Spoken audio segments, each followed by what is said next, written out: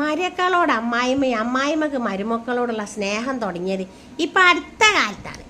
പണ്ടത്തെ കാലൊക്കെ അമ്മായിമ്മ പോരെന്ന് പറഞ്ഞാലുണ്ടല്ലോ സഹിക്കാൻ പറ്റൂല മക്കളെ, അതിന് മാത്രം ദ്രോഹം ചെയ്തിക്കണ്. ഇപ്പോഴതൊന്നുമില്ല. ഇതൊക്കെ മക്കളെ നല്ല കാലം. പണ്ടത്തെ കാലമൊന്നും വെറുതെ പറ്റൂല. കഷ്ടപ്പാട് പിടിച്ചൊരു സമയം.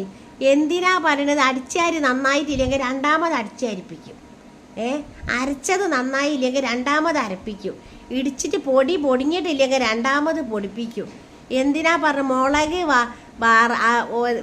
അടുപ്പത്ത് വെച്ച് വറുത്ത് ഉരലിലിട്ട് ഇടിക്കണം. എത്ര വലിപ്പമുള്ള മുളകുണ്ടല്ലോ മക്കളെ, അത് ഉരലിലിട്ടിങ്ങനെ ഒരു ഇടി ഒലക്കൊണ്ട് ഇടിക്കുമ്പോഴത്തേക്ക് അത് മൂക്കിലേക്ക് ഇങ്ങോട്ട് പാറിയിട്ട് ശ്വാസം മുട്ടും കുരച്ചും തുമ്മിയിട്ടും ഒന്നും പറയേണ്ട മക്കളെ, പാട് കേടലാണ്.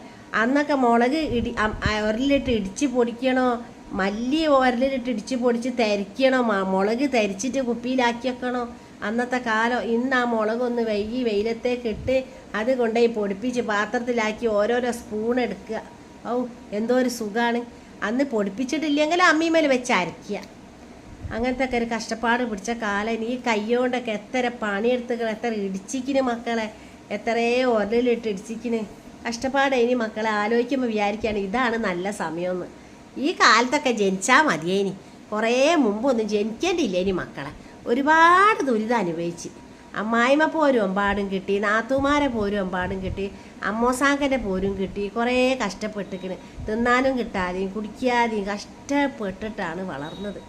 നമ്മളൊക്കെ ചെറിയ കാലത്ത് പോന്നില്ല കുട്ടികളെ. ഇപ്പം അതൊക്കെ അലംതിരില്ല.